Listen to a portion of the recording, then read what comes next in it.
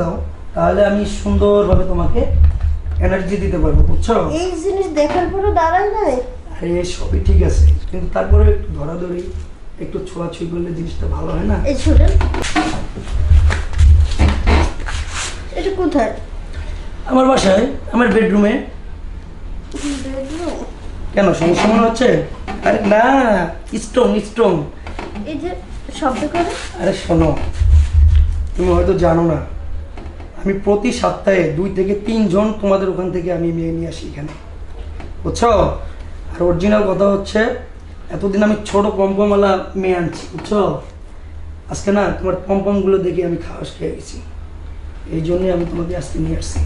কারণ আমার অনেক দিনের ইচ্ছা, আমার অনেক দিনের শখ, বড় সাইজের পম্পম আমি নিয়ে খেলা করবো। যত মেঘ ডাকে তত বৃষ্টি আসে না।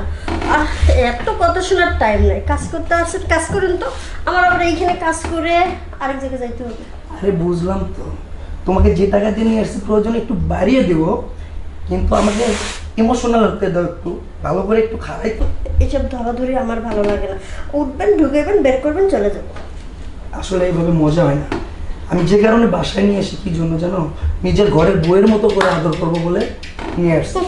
টাকা দিবেন 2000, আবার বইয়ের আদর আর প্রয়োজনে আরো 2000 বাড়িয়ে দিব, তুমি একটু ঘরের বইয়ের মতো আদর করো না প্লিজ।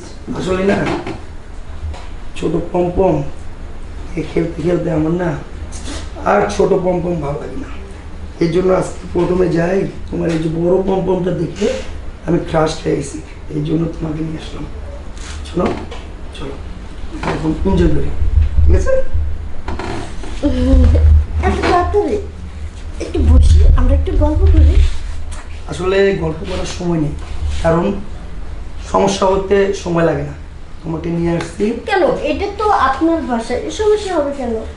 দেখে গেল আমার ফ্যামিলি বাইরে গেছে কাজের জন্য, হঠাৎ করে যদি চলে আসে তখন সমস্যায় পড়বো। যাতে যা করে তাড়াতাড়ি করে নিই। আসলে না, উফ।